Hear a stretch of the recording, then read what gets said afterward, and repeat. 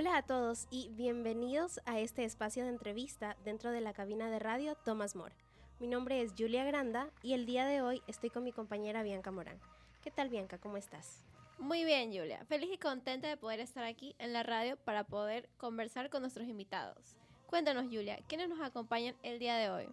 Les cuento que hoy tenemos el agrado de invitar a este programa a referentes importantes quienes nos van a contar sobre su experiencia dentro del ámbito educativo, de sus proyectos y sobre cómo mejorar nuestra enseñanza bajo la premisa de una educación transformadora. Primero tenemos a Nino Cervera, docente formador y emprendedor dedicado a transformar la educación, con un enfoque en la innovación y la conexión de los aprendizajes con la vida real. Es autor del libro ¿Eres el profe que te hubiera gustado tener? Y cofundador de Cambium Educación, donde lidera proyectos orientados a crear escuelas más humanas, inclusivas y preparadas para enfrentar retos del futuro. Bienvenido, Nino. Muchas gracias, Julia. También hoy nos acompaña Natalia Valls, docente, ambientóloga y cofundadora de Cambium Educación. Actualmente acompaña a jóvenes docentes y entidades a impulsar su potencial como agentes de cambio y lidera proyectos ecosociales para entidades públicas, contribuyendo a un impacto significativo en comunidades y territorios. Bienvenida. Muchas gracias por tenernos aquí. Nino Cervera y Natalia Valls se encuentran realizando una ruta pedagógica por Colombia, México y Ecuador, investigando experiencias educativas que persiguen resolver desafíos, transformando sus entornos sociales, económicos o culturales junto con la comunidad. Y así también estamos con Sergio Carneros, pues él ha sido nuestro asesor internacional y fundador de la metodología dentro de la institución. Además, es socio y expresidente de la Red Internacional de Educación, ha creado múltiples proyectos de transformación educativa y actualmente es el director de Educación y Proyectos de Unidos por la Educación. Imparte docencia universitaria y dirige diferentes proyectos educativos, entre los más conocidos, la Escuela de Ayampe, la Unidad Educativa Thomas More y Crear Online. Bienvenido, Sergio. Muchas gracias. Bienvenidos a todos. Es para nosotras un placer contar con su presencia dentro de este espacio. Queríamos contarles un poco acerca de nuestra experiencia dentro de la metodología del colegio, ya que el tema principal es la educación. Mi compañera Julia estuvo desde el Sir Thomas y luego volvió a Thomas More. Ella ha visto un gran cambio dentro de lo que era el colegio anterior y la nueva metodología. Cuéntanos un poquito, Julia. Pues sí, yo estuve en el Sir Thomas desde chiquita y yo regresé a Thomas More en segundo de bachillerato y súper diferente a lo que era antes. Ahora habían talleres, workshops, había coaching y eran cosas que antes no teníamos. Incluso algo que me sorprendió bastante era que no teníamos deberes. Entonces eso, por ejemplo, a mí me permitía en las tardes tener actividades extracurriculares. La verdad, un muy buen cambio. Tú, Bianca, cuéntanos qué tal ha sido tu experiencia en el colegio en los últimos 3 años. Bueno, a mí me gusta mucho la idea, como tú dijiste, de no tener tareas, ya que me deja mucho más tiempo libre. También en el colegio tenemos workshops, que son clases particulares, digamos, de esto, radio, gastronomía, cine. Y también tenemos la opción de los clubes, que es el workshop que más te gusta. Tú te puedes meter y puedes hacer entrevistas, puedes hacer recetas en cocina. También me gusta mucho el coaching, que es una hora en la cual tú te relajas y te olvidas que estás en el colegio. Así es. Bueno, eso fue un poco de nuestra experiencia. Y como comentamos, tú fuiste el asesor que trajo la metodología Forces a la institución. Uh-huh. Cuéntanos un poco cómo fue el proceso para lograr cambiar la enseñanza del Sir Thomas a la nueva metodología que empezó dentro de Thomas More. Uh-huh. Bueno, pues siempre cualquier cambio es un reto, ¿no? Es un reto grande, pero en realidad aquí había una gran apuesta y había también buenos promotores detrás que estaban involucrados, que querían cambiar las cosas y un equipazo. Entonces, cuando hay un equipo de directivos, de rectores, de dirección general, de equipo de admisiones y de docentes que estaban convencidos que querían, pues se pudo, ¿no? Y tanto es así que justo cuando íbamos a aperturar el colegio ya, ¿no? Pues llegó la pandemia y se tuvo que hacer de manera online. Y luego después llegar todos acá, más de 1.500 estudiantes que no se conocían de nunca presencialmente, llegar a este colegio por primera vez y aplicar una nueva metodología con todo tan diferente, ¿no? Entonces yo creo que este colegio nació con la palabra reto y eso ha sido, ¿no? Pero se ha visto al al paso de los años y con ya tantos workshops que tienen, ¿no? Decenas de workshops y más de 2.000 estudiantes, pues que es una realidad, ¿no? Y que sí se puede cambiar la educación y gracias a esos docentes, estudiantes, promotores y todo el equipo que ha hecho posible este cambio, que son los que trabajan en el día a día.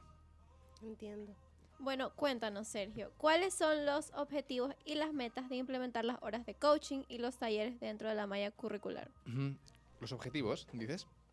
Ya, a ver, lo importante es que la educación tiene que ser más activa, ¿no? La educación no tiene que ser solo un tema de memorizar para olvidar, para vomitar, para que no se sepa, sino el aprendizaje. Hoy en día nos dicen que ya no basta con información, con el mundo del contenido, sino que tenemos que saber comunicarlo, tenemos que saber criticarlo, tenemos que saber crear, tenemos que saber colaborar, que justo son las 4 Cs de verdad del modelo.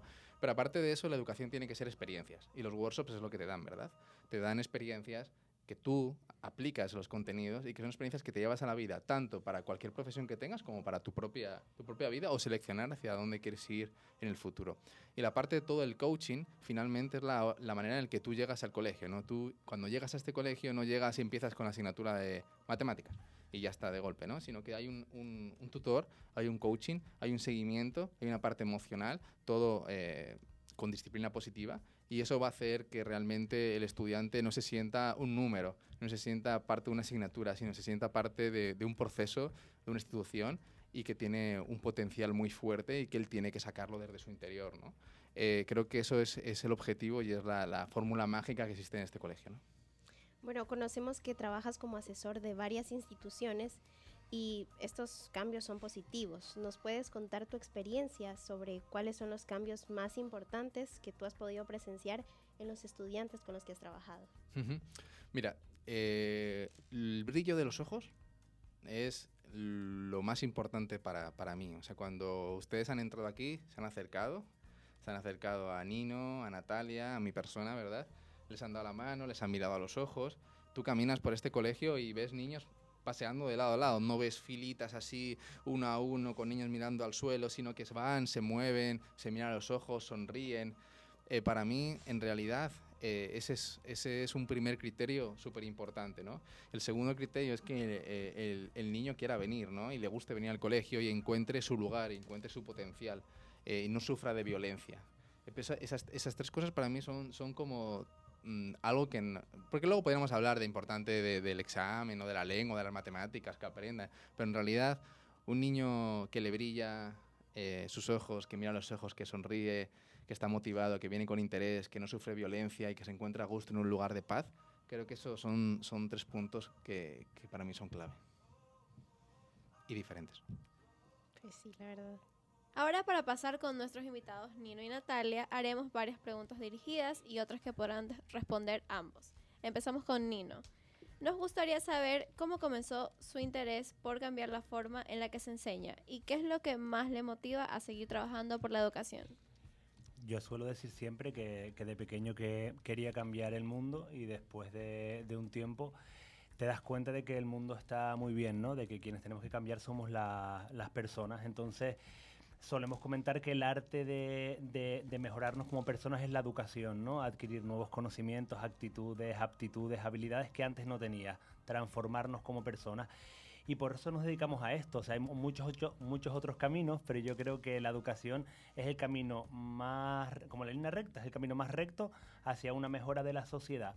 Y de ahí empezó mi interés siendo profe y después dimos un paso a ser capacitadores de profe, porque nos damos cuenta de que queremos tener más alcance, entonces ya nos dedicamos a capacitar y a formar profes, no solamente a estudiantes como ustedes, sino ya a profes. Y ese ha sido como un poquito el camino y el interés. Básicamente, dejar nuestro granito de arena en el mundo, ¿no? Natalia, nos gustaría saber qué te llevó a enfocar tu carrera en temas como la sostenibilidad y cómo lo has integrado en tu trabajo con docentes y comunidades. Pues yo siempre digo que tuve la suerte de crecer en una familia a la que le gustaba mucho estar en la naturaleza, así que haberme dedicado al desarrollo sostenible o en concreto a la educación para el desarrollo sostenible, incluso antes de ser profe en un colegio, es algo que creció conmigo. O sea que yo siempre defenderé que es fundamental que todas las personas desde muy chiquitas puedan vivir muchas experiencias, y cuantas más experiencias vivan y más entornos puedan crecer y aprender, pues mucho más claro podrán tener hacia dónde caminar. En mi caso fue muy sencillo, así que estas experiencias en la naturaleza, desde muy pequeñita siempre fui a campamentos de verano en plena naturaleza, sin mi familia, inmersa no solo con otros niños y con otras niñas, sino en la naturaleza también, me llevó a estudiar lo que estudié en la universidad, que fue Ciencias Medioambientales. Así que para mí el camino del desarrollo sostenible fue natural. Y antes de ser maestra, como decía en un cole, pues fui educadora ambiental. Y mi obsesión siempre fue intentar descubrir por qué todas las personas, los niños y las niñas a las que yo acompañé como educadora ambiental, eran tan felices en esos espacios naturales donde se sentían libres, donde todo lo que les rodeaba era estimulante, y por qué desafortunadamente en las aulas o en los colegios, por lo menos los que yo conocía, eso no sucedía. Así que mi obsesión fue descubrir cómo podríamos trasladar la educación no formal, todo eso tan lindo que pasa cuando estás fuera del aula y es en la naturaleza, adentro de las clases. Y sigo intentando descubrirlo a día de hoy, pero por lo menos he intentado que mi carrera pueda traer a las aulas normales de los colegios normales y a profes que están algo desmotivados toda esa sensación tan linda de ver a niños y a niñas felices cuando están fuera del aula. No sabemos si es posible, pero lo seguimos intentando descubrir. Ay, me imagino que sí, ¿no? Bueno, Nino, sabemos que las redes sociales pueden ser muy poderosas, ¿no? ¿Cómo las usas para promover la educación transformadora y qué beneficios pueden traer para estudiantes y docentes? Las redes sociales últimamente, no sé si están de acuerdo, están creando una nueva realidad, ¿no? Porque ya las personas cada vez estamos más homogeneizadas en el mundo. Ya la ropa, la música, incluso los retos virales son los mismos en todos los países, ¿no? Con lo cual hace falta buenas referencias en redes sociales, no solamente gente que fomenta el odio, que hace el mal, que te insta a invertir en criptomonedas, sino también hace falta realmente personas que usen las redes sociales como un altavoz para dar buenos mensajes. Y no solo eso, sino que hay muchísimas prácticas educativas que ya se conocen que son efectivas, como por ejemplo el modelo que Sergio ha propuesto acá. Pero claro, si llegara a más oídos, a más ojos, pues se multiplicaría, ¿no? Entonces, vemos las redes sociales como una manera, la manera que hay hoy en día, de multiplicar las malas ideas, pero en nuestro caso intentar multiplicar las buenas ideas. Igual que antes era el periódico, la radio, la televisión, pues hoy en día lo que tenemos son las redes sociales, que con un solo clic puedes llegar a miles o cientos de miles de personas. Y si lo usas para el bien, pues tendrás un mejor mundo. Si lo usas para el mal, pues estás contribuyendo a nuestra decadencia, ¿no? Sí, es incluso de muchas partes del mundo. Por ejemplo, vi sus redes sociales y, o sea, llegan a mucha gente. O sea, con eso, la verdad, muy lejos, muy lindo, la verdad. Gracias.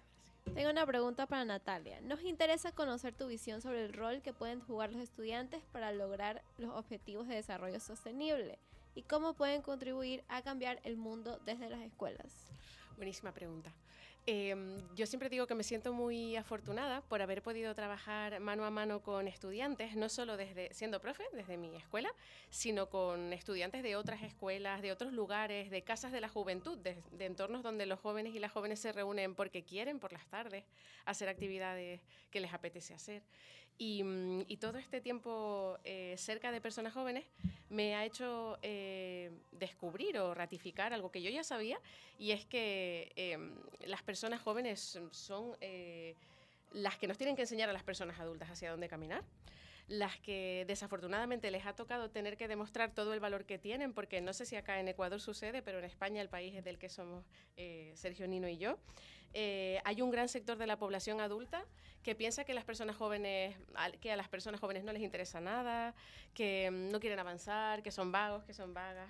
Y nada más lejos de la realidad. Esa es una perspectiva a la que llamamos adultismo, ver desde la perspectiva adulta a las personas jóvenes, cuando realmente son increíbles. Son las personas más creativas que ha habido en el planeta, son las que creo que están más preparadas para resolver los retos a los que nos enfrentamos, y en este sentido es una pena que nosotras, las personas adultas, pongamos la responsabilidad en ustedes, en las personas jóvenes.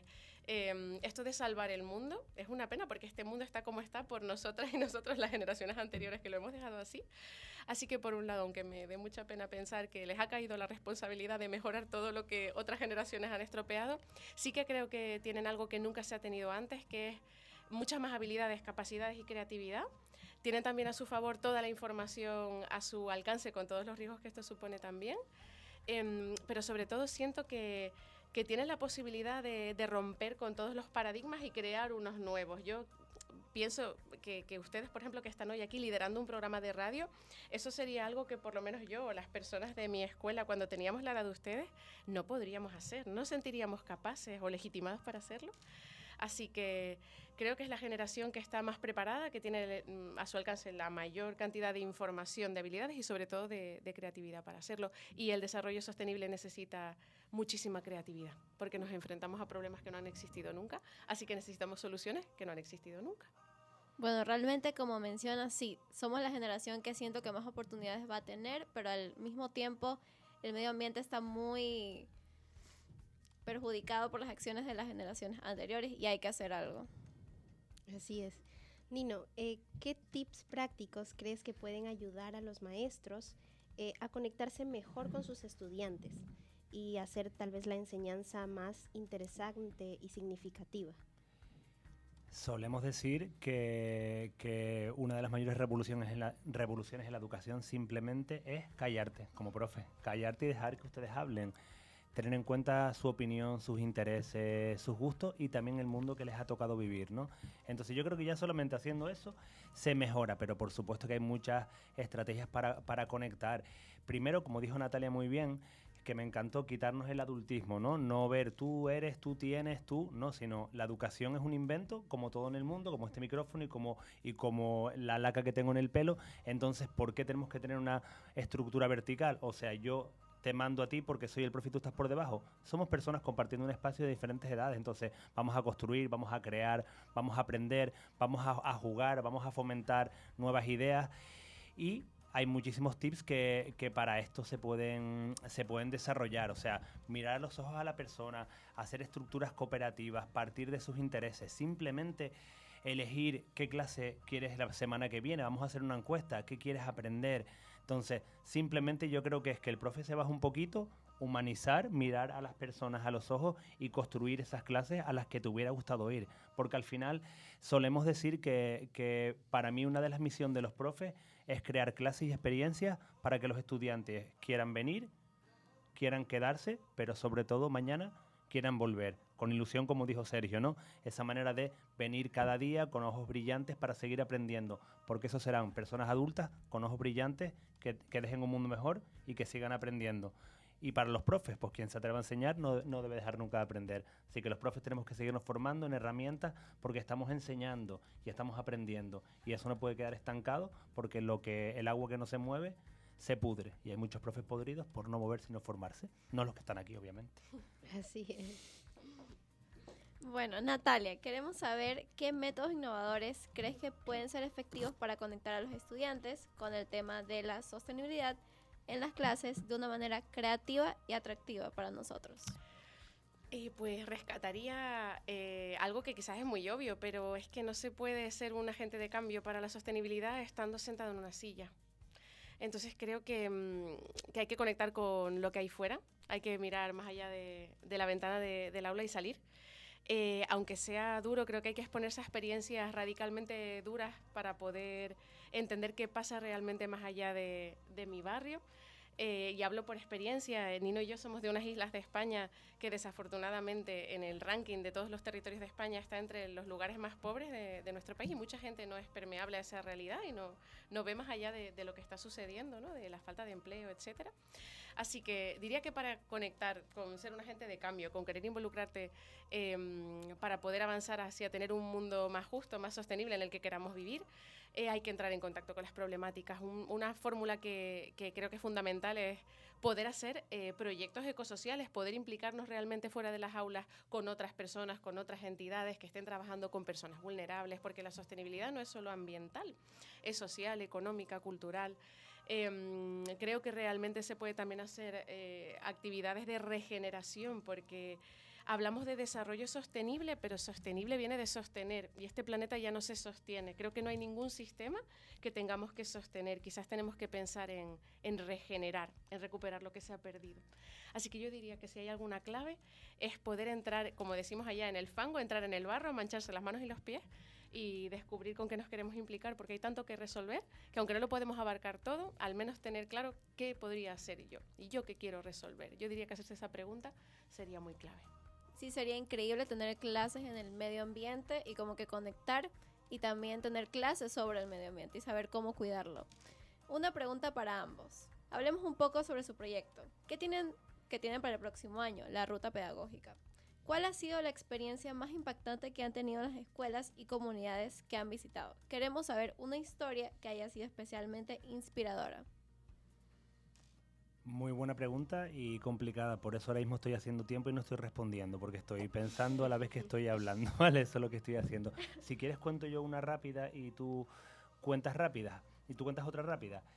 Mira, una que nos encantó es una escuela que está en México, que se llama Tetsicilin, que es una escuela de personas indígenas de México, que hablan, pues obviamente su propio idioma, y eran unas personas que lo máximo que hacían, que es muy honrado, pero era cultivar y ya está. Entonces las personas iban a la escuela y con 10 años dejaban la escuela, o con 8 años, con 11 años, y terminaban cultivando.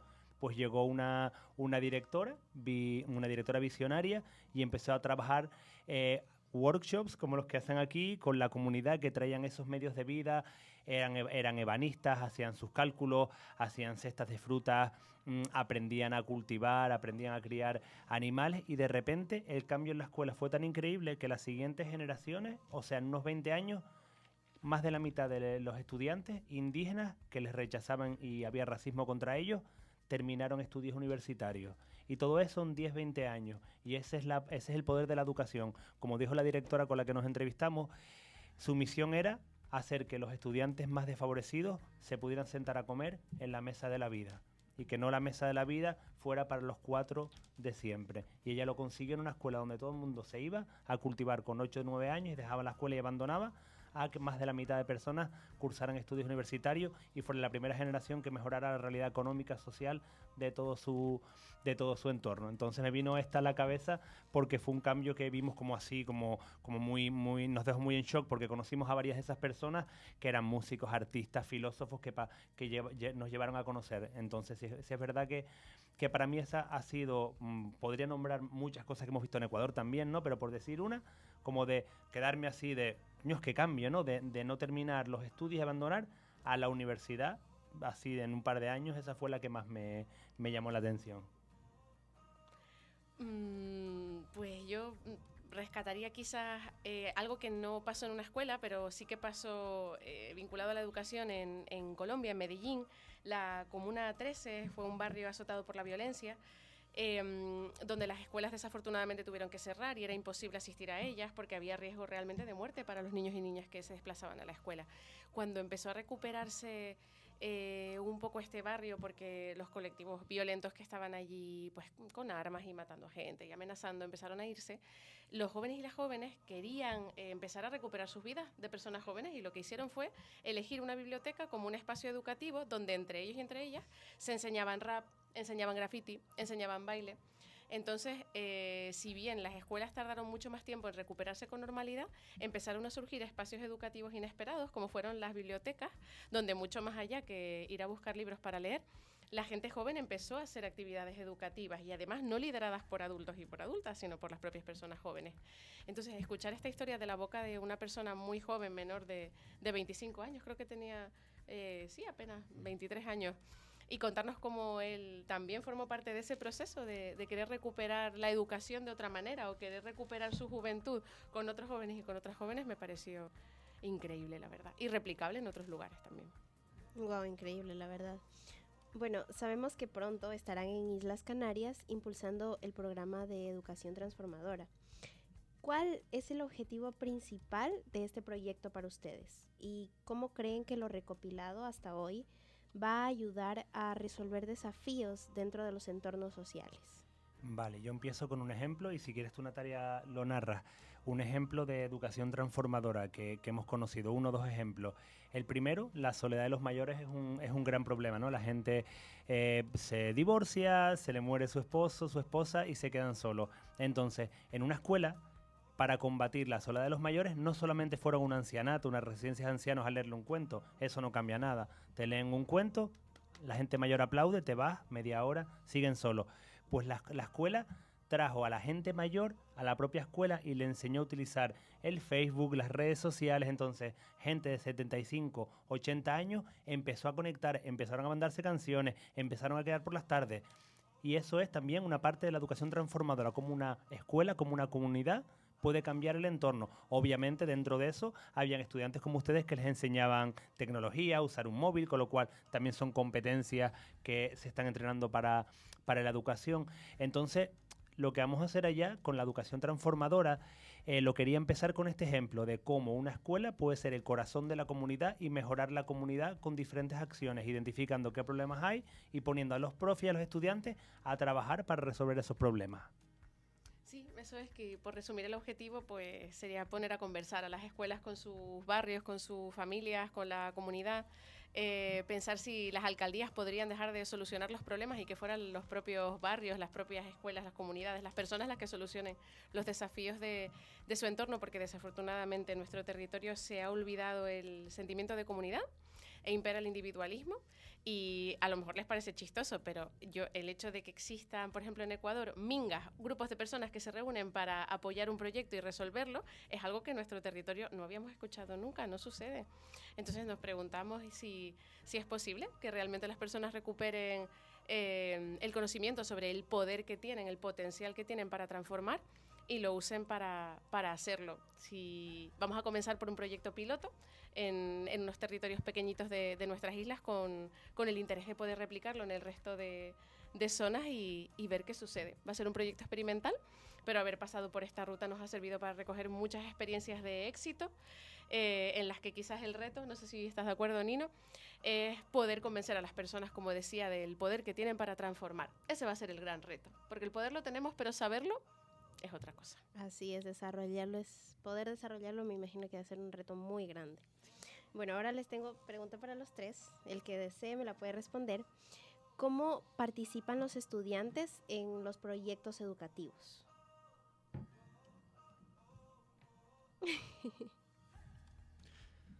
O sea, la participación, los estudiantes no deben ser sujetos pasivos, ¿no? Los estudiantes deben ser siempre activos, como ahora mismo lo son ustedes, ¿no? Entonces, en el momento en el que, como decía antes Nino, ¿no? el maestro está en silencio, los docentes cogen protagonismo y cuando tú les pones retos, como antes decía también Natalia, pues los estudiantes van a ver que el profesor no les soluciona, no les dice lo que hay que hacer, ¿no? Sino que son estos estudiantes los que tienen ideas para solucionarlo, para crear o para hacer proyectos, ¿no? Entonces creo que como en este colegio o en las iniciativas que Nino y Natalia están llevando para transformar el sistema educativo en Islas Canarias o los territorios a través de la escuela, pues la participación de los estudiantes de manera activa pues es clave, ¿no? Sin ellos no es posible hacer nada, ¿no? Como se ha venido haciendo. Entonces hay que darles su tiempo, hay que darles su lugar, su protagonismo y escucharles, ¿no? Y dejar que accionen. Y es muy importante una cosa que también tenemos que tener en cuenta, es que hay que permitir fallar, hay que permitir equivocarse.